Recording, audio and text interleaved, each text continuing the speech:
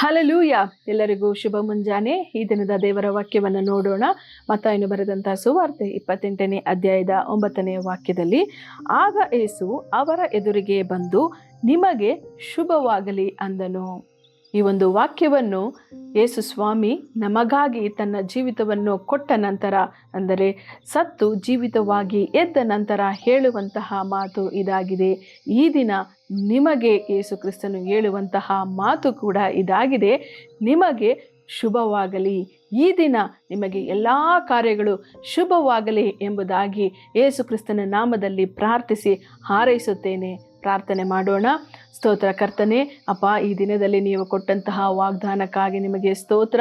ಈ ದಿನವನ್ನು ಸ್ವಾಮಿ ಪ್ರಾರಂಭ ಮಾಡುತ್ತಿರುವಂಥ ಎಲ್ಲ ನನ್ನ ಸಹೋದರ ಸಹೋದರಿಯರ ಜೀವಿತಗಳಲ್ಲಿ ಅವರು ಕರ್ತನೆ ಮಾಡುತ್ತಿರುವಂತಹ ಕೆಲಸ ಕಾರ್ಯ, ಕರ್ತನೆ ಯಾವುದೇ ಒಂದು ಬಿಸ್ನೆಸ್ ಆಗಿರ್ಬೋದು ಸ್ವಾಮಿ, ಎಲ್ಲ ಕಾರ್ಯಗಳಲ್ಲಿಯೂ ಕರ್ತನೆ ಶುಭ ಉಂಟಾಗಲಿ ಎಂಬುದಾಗಿ ಯೇಸುವಿನ ನಾಮದಲ್ಲಿ ಪ್ರಾರ್ಥಿಸಿ ಬೇಡಿ ಹೊಂದಿದ್ದೇನೆ ಕರ್ತನೆ. ಆಮೇನ್.